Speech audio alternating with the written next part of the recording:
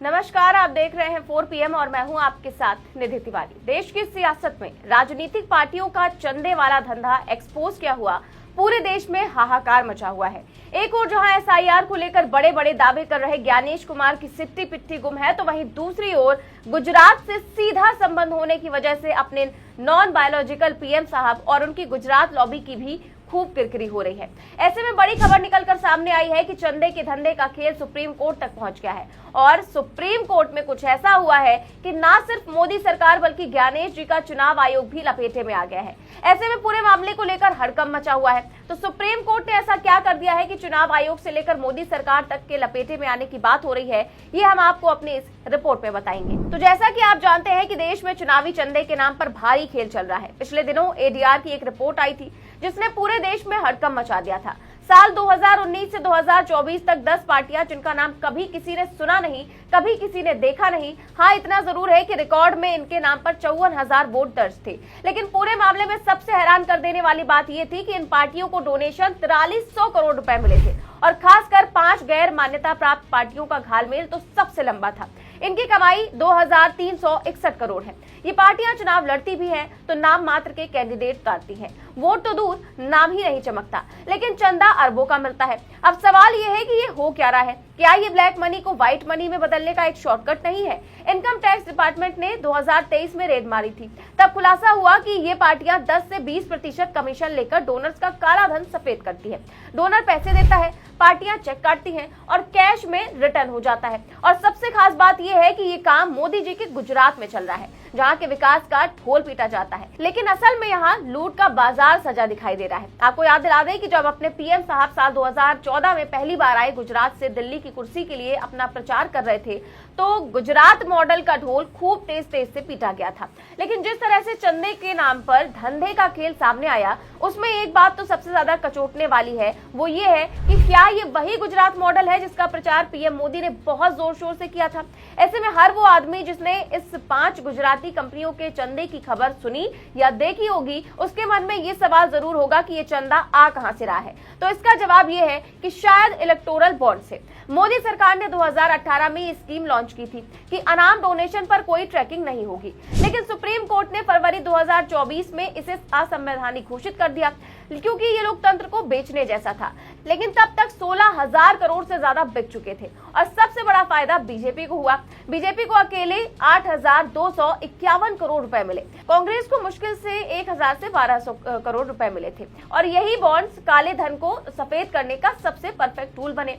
गुजरात में जो 5 राजनीतिक दल हैं, उनकी स्थिति कुछ ऐसी ही मानी जा रही है कि जैसे ये शेल कंपनियां हो। इसमें रजिस्टर करो, चंदा लो, खर्चा दिखाओ ना के बराबर और बाकी कैश में वापस हो जाएगा।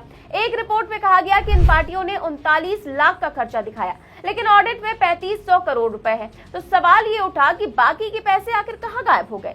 वहीं इस पूरे मामले को राहुल गांधी ने बहुत जोर शोर से उठाया। राहुल गांधी ने अपने एक्स पर पोस्ट किया और बोले कि गुजरात में अनाम पार्टियां 4300 करोड़ ले रही हैं। इलेक्शन कमीशन जांच करेगी या फिर एफिडेविट मांगेगी। आपको याद ही होगा कि ज्ञानेश कुमार ने वोट चोरी के आरोप पर राहुल गांधी से एफिडेविट मांगा था, लेकिन अब वही ज्ञानेश कुमार जी फंस गए हैं क्योंकि इलेक्शन कमीशन ने इन फर्जी पार्टियों पर कोई एक्शन नहीं लिया। राहुल का पॉइंट सॉलिड है कि ये पार्टियां वोटर खरीदने के लिए इस्तेमाल हो रही हैं। फिलहाल ये पूरा मामला अब सुप्रीम कोर्ट पहुंच चुका है और सबसे बड़ी बात यह है कि सुप्रीम कोर्ट ने न सिर्फ मोदी सरकार बल्कि चुनाव आयोग से भी जवाब मांगा है। सुप्रीम कोर्ट ने मोदी सरकार और ज्ञानेश कुमार दोनों को नोटिस जारी किया है। एडवोकेट अश्विनी उपाध्याय ने PIL दाखिल की है। उन्होंने मांग की है कि पार्टियों में बढ़ते भ्रष्टाचार, जातिवाद, सांप्रदायिकता, अपराधीकरण और मनी लॉन्ड्रिंग पर एक्शन लो। याचिका में दावा किया गया है कि हाल ही में एक पार्टी पकड़ी गई जो 20% कमीशन लेकर काला धन सफेद करती है। पार्टियां अपराधियों और तस्करों से पैसे लेकर उन्हें पद देती हैं।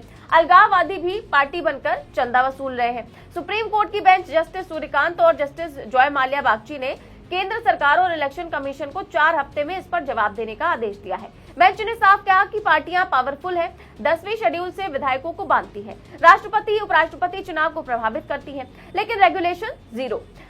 उपाध्याय ने ECI से रूल्स बनाने की मांग करते हुए कहा कि रजिस्ट्रेशन से लेकर फंक्शनिंग तक सब सही करो या फिर लॉ कमीशन से रिपोर्ट लाओ। वैसे पार्टियों से संबंधित ये कोई अकेला केस नहीं है। देश में नाम मात्र की वोट पाने वाली रजिस्टर्ड गैर मान्यता प्राप्त राजनीतिक पार्टियों की आय 2022-23 में 223% बढ़ गई। ये जानकारी एसोसिएशन फॉर डेमोक्रेटिक रिफॉर्म्स की रिपोर्ट में सामने आई है।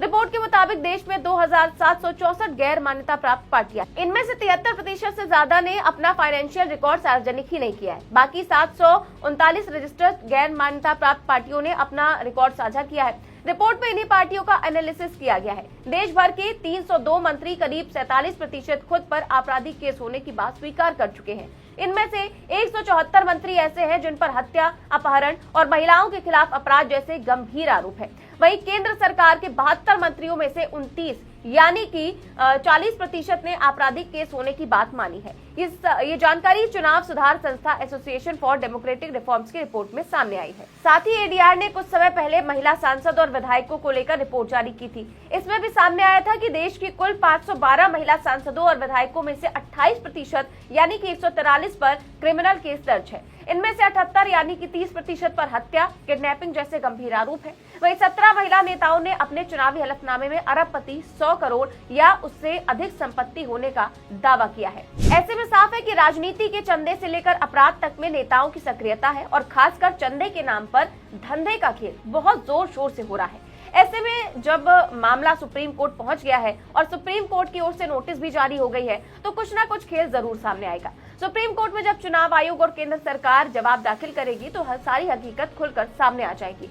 तो सवाल ये है कि क्या ये इलेक्टोरल बॉन्ड से भी ज्यादा बड़ा स्कैम है? इसमें कौन लोग हैं जो गैर मान्यता प्राप्त दलों को चंदा देकर अपनी ब्लैक मनी को व्हाइट मनी में बदल रहे हैं? आपको बता दें कि जब आज से 11 साल पहले पीएम साहब पूरे देश में घूम घूम कर वोट मांग रहे थे, तो उन्होंने इस बात को बहुत ही जोर शोर से उठाया था कि वो देश के काले धन को वापस लेकर आएंगे। लेकिन 11 साल बाद देश की तस्वीर ये है कि विदेश का काला धन तो आया नहीं, लेकिन इतना जरूर हुआ कि गैर मान्यता प्राप्त राजनीतिक पार्टियां चंदे के नाम पर धंधा कर रही हैं और कहा जा रहा है कि ये पूरा खेल ब्लैक मनी को व्हाइट मनी में बदलने का चल रहा है। और जब ये पूरा मामला गुजरात से चल रहा है तो फिर पीएम मोदी से सीधा सवाल होना भी लाजमी है। क्या पीएम साहब के संज्ञान में मामला आते ही तुरंत एक्शन नहीं लेना चाहिए था?